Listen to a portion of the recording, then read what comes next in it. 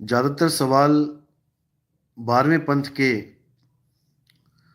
जो भगत हैं, रामपाल जी महाराज के शिष्य, उनके सवाल आए हैं सृष्टि रचना के ऊपर। वो कहते हैं कि जो रामपाल जी महाराज सृष्टि रचना बताते हैं वही सत्य है। आप जो सृष्टि रचना बताते हो वो हमें समझ नहीं आती। बिल्कुल सही बात है, इसमें कोई दो राय नहीं है कि जो सृष्टि रचना मैं बता रहा हूं वो आपके समझ में नहीं आएगी। अरे जब धर्मदास जी को 100 बार सुनानी पड़ी वो सृष्टि रचना, तो आप कैसे समझ जाओगे?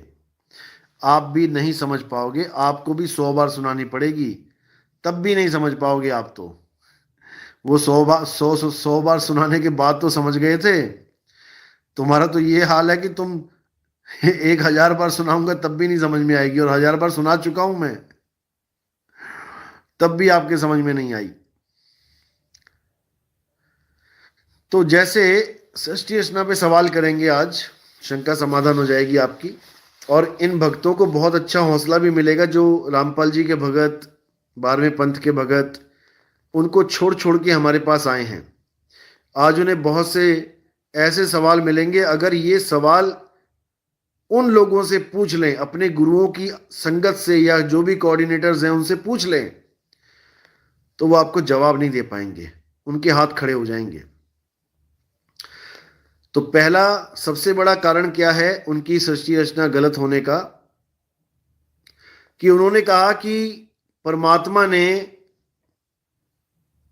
काल को पैदा किया है, जो बिल्कुल गलत है। परमात्मा से कभी ऐसी भूल हो ही नहीं कि वो किसी काल रूपी दुष्ट प्राणी को पैदा कर दे जो उसी के बच्चों के लिए घातक सिद्ध हो जाए।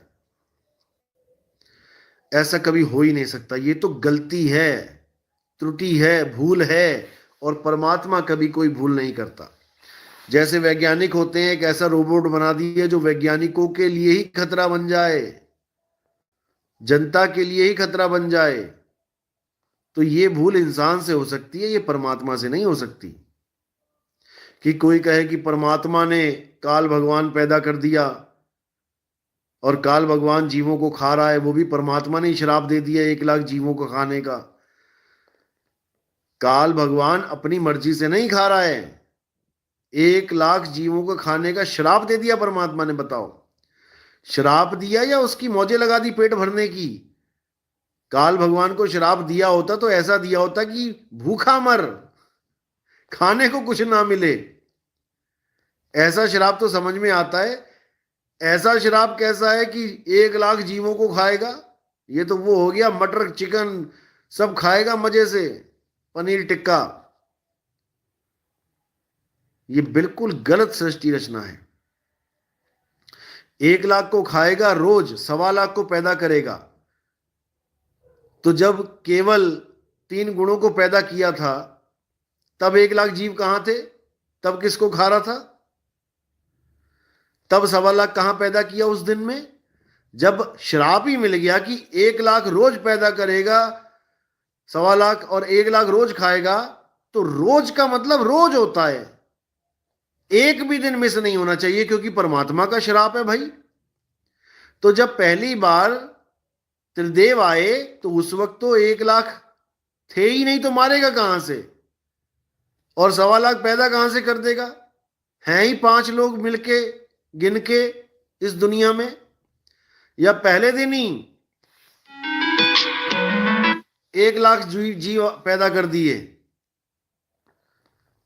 देवी भागवत पढ़ो, उसमें क्या लिखा है कि ब्रह्मा विष्णु महेश जब पैदा हुए तो वो देख रहे हैं कि हमें किसने पैदा किया भाई, हम यहां कहां से आ गए। उसके बाद एक देवी आई और उनको एक रथ पे, एक हवाई विमान जैसे होता है उड़ने वाला रथ, उस पे ले जाके अन्य अन्य लोगों की सैर कराने लगे। तो जब सैर करा रहे थे तब 1 लाख जीव कहां थे? उस दिन तो श्राप ही झूठा पड़ गया। 1 लाख जीव खाना और 1.25 लाख पैदा करने का मतलब समझते हो कि कितनी आबादी होगी तब, जब 1 लाख जीव मरेगा। आज आप हिसाब लगाओ कि कितने लोग मरते हैं दुनिया में। आज ही आप, आज की गिनती में ही ये कहानी झूठी पड़ जाएगी, ये सृष्टि रचना की कहानी झूठी पड़ जाएगी। कोरोना में कितने लाख मरे हैं, आप हिसाब लगा के देख लेना। 800 करोड़ लोग हैं, कितने मरते हैं, हर देश में कितने लोग मर रहे हैं, लग जाएगा पता। 1 लाख खा रहा है कि कितने खा रहा है। दूसरी त्रुटि क्या है, वहां बोला गया कि पहले सब नर रूप में थे, सारी आत्माएं नर थी, कोई औरत थी ही नहीं। जब काल भगवान ने पूछा कि मेरे साथ कौन चलना चाहता है, तो जिसने सबसे पहला हाथ खड़ा कर दिया उसको परमात्मा ने नारी का रूप दे दिया। देखो, यानी वो दुनिया की पहली औरत बनी, उस कहानी के हिसाब से जो 12वें पंथ के गुरु हमें सुनाते हैं। तो ठीक है, उसने तो गलती करी, हाथ उठाया, इसलिए नारी बनी। अरे तुम्हारी मां बहन कैसे नारी बन गई? क्योंकि सारे बीज तो पुरुष रूप में गए उसके गर्भ में, क्योंकि वहां पर नारी कोई थी ही नहीं, सारे जीव पुरुष थे, जिसको हंस कहते तुम लोग, हंसा हंसिनी।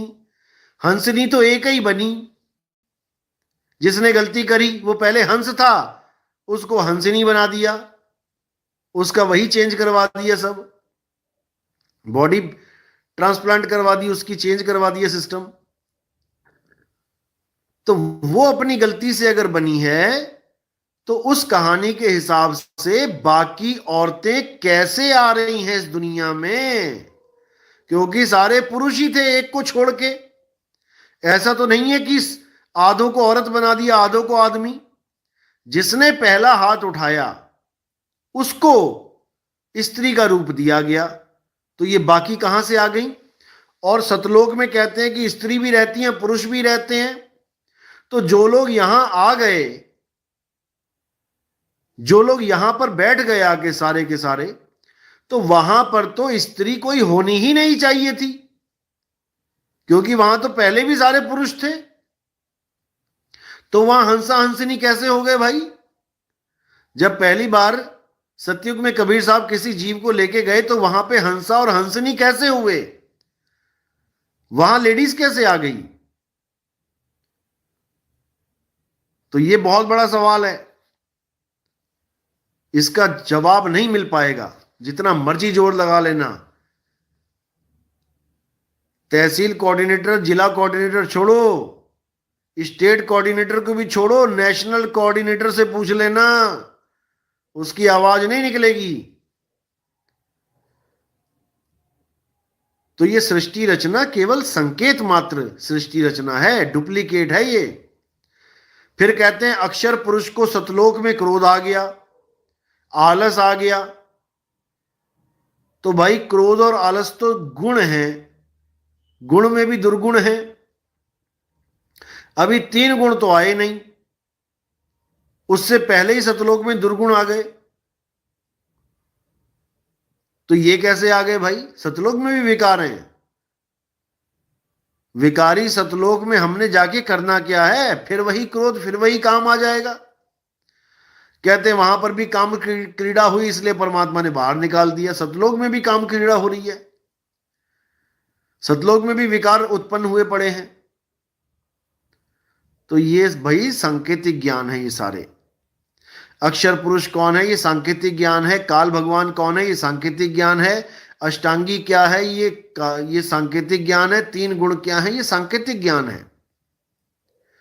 और असली राम क्या है? ये भी सांकेतिक ज्ञान है, जिसको सैन बैन कहते हैं। सैन यानी संकेत, सांकेतिक ज्ञान। सांकेतिक ज्ञान का मतलब सैन बैन, बैन मैंने ज्ञान और सैन मैंने संकेत। संकेतों के द्वारा जो ज्ञान समझा दिया जाए उसे सैन बैन कहते हैं।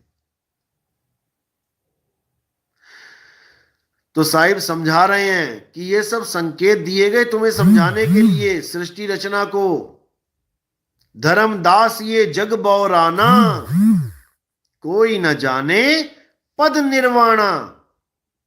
यही कारण मैं कथा पसारा, मैं कथा पसारा, इसी कारण मैंने कथा पसारी है। इन सब से कहिए एक राम न्यारा।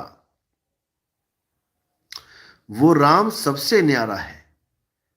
इस कथा को हमने सांकेतिक रूप में समझ लेना है। ये रचना की कथा है, ये सांकेतिक ज्ञान है, इसको समझ लो और फिर मूल ज्ञान में आ जाओ। बस तब हर चीज क्लियर होती चली जाएगी। लेकिन दुख के साथ कहना पड़ता है कि ये लोग कबीर कबीर तो करना सीख गए। हु इज कबीर तो सीख गए, लेकिन व्हाट इज कबीर ये नहीं जान पाए। दुख इसी बात का। साहिब कह रहे कबीर कबीर क्या करे, खोज आपन शरीर और 10 इंद्रियां बस में कर, तू आपे आप कबीर। तुम ही कबीर हो, तुम ही आत्मदेव हो, लेकिन तुम अपने आप को जीव अवस्था में पहुंचा के बंधन में पड़े हो।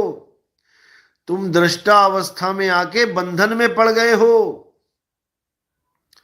दृष्टा हो जाना बंधन है, क्योंकि दृश्य दिखेगा तभी तो दृष्टा होगा।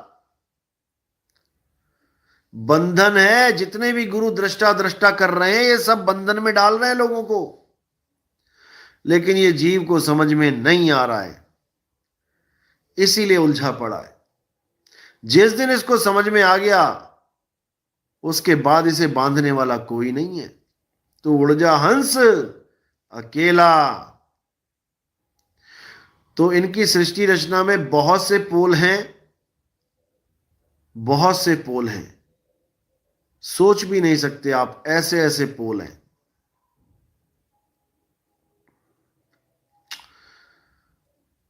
तो सृष्टि रचना को अच्छी तरह समझना है। हमारे मूल ज्ञान आप सुनेंगे, समझेंगे, आपको हर चीज समझ में आने लग जाएगी। सृष्टि रचना को सैन बैन के द्वारा समझा जाता है। तो हमारे सत्संग 1 नंबर से स्टार्ट करने हैं। आपने जो नए भाई हैं, अभी नए नए जुड़े हैं, अभी नहीं उनको समझ में आ रही बात, आप बिल्कुल हार मत मानना। ये ज्ञान बहुत अटपटा है। कबीर ज्ञान अटपटा झटपट लखा ना जाए, और जो इसको झटपट लखे तो सब खटपट मिट जाए। इसलिए हार नहीं माननी है। सुनते जाओ। परमात्मा की कृपा कब हो जाए पता भी नहीं लगेगा, कब आपको मेरी एक एक बात समझ में आने लग जाएगी। बहुत से भाई ऐसे फोन करते हैं कि हम आपका सत्संग 4 साल से सुन रहे हैं, अब जाकर आपकी बात हमारे पल्ले पड़ रही है कि आप कहना क्या चाहते हो। 4 साल के बाद भाई लोग बता रहे हैं अब समझ में आ रहा है आप कहना क्या चाह रहे हो। आज तक तो समझ में ही नहीं आता था कि आप कह क्या रहे हो, बस देखते रहते थे कि क्या बोल रहे हैं, ये क्या कहना चाह रहे हैं, इतना चीख रहे हैं, कुछ तो है जो हमें समझ में नहीं आ रहा। लेकिन जब मालिक ने दया करी तो आज एक एक बात समझ में आ रही है। बहुत खुशी होती है, बहुत खुशी, जब मेरे परमात्मा का एक भी जीव हंस जागता है तो दिल बाग बाग हो जाता है, गार्डन गार्डन हो जाता है, क्योंकि अब उसको मुक्ति मिलेगी। जिस कारण उसने इंसानी चोला लिया, अब उसे वो चीज मिलेगी, और जब उसको वो चीज मिलेगी तब वो निहाल हो जाएगा। और उसकी खुशी का अंदाजा लगा के मुझे इतनी खुशी होती है कि मैं क्या बताऊं। तो बहुत जरूरी है जीवों का जागना, बहुत जरूरी है। उलझाने वाले लाखों बैठे, लाखों। हमारे YouTube चैनल के अलावा आपको जितने भी चैनल ज्ञान वाले दिख रहे हैं, आप यकीन नहीं करोगे, सबके सब या जीव ज्ञानी है, या ब्रह्म ज्ञानी है, या तत्व ज्ञानी है, या दृष्टा ज्ञानी है। इन्हीं चार कैटेगरीज में उलझा उलझा के मार रहे हैं सबको ये।